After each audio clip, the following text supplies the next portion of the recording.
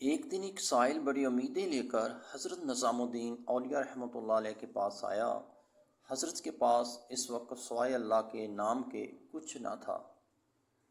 سائل کو خالی ہاتھ واپس کرنا انہیں اچھا نہ لگا، چنانچہ اپنے جوتے انہوں نے اس سائل کو دے دیے۔ سائل چل دیا۔ راستے میں ایک سرائے ملی۔ اس سائل نے وہاں قیام کیا۔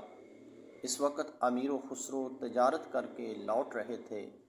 خوب مال کمایا تھا، تمام مال و اسباب ساتھ تھا۔ جب معلوم ہوا کہ یہاں ایک سائل ہے جو دہلی سے آیا ہے تو فوراً اس سے ملنے گئے تاکہ اس سے اپنے مرشد کا حال معلوم کر سکیں۔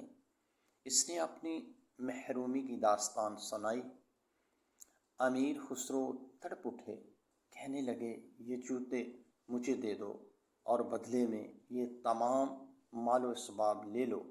سائل حیرت میں پڑ گیا۔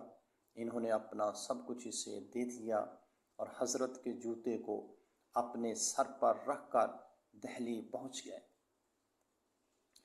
اسی چاہت اور لگاؤ کا یہ صلہ ملا کہ وفات کے بعد اپنے مرشد کے قدموں میں جگہ پائی۔ سچا عاشق وہ ہے جو اپنے سب کچھ لوٹا دے، لیکن یہ ہر کسی کے بس کا کام نہیں۔ جگر مراد آبادی نے ٹھیک ہی کہا ہے، عشق نہیں آساں بس اتنا سمجھ لیجئے، ایک آگ کا دریا ہے ڈوب کے جانا ہے۔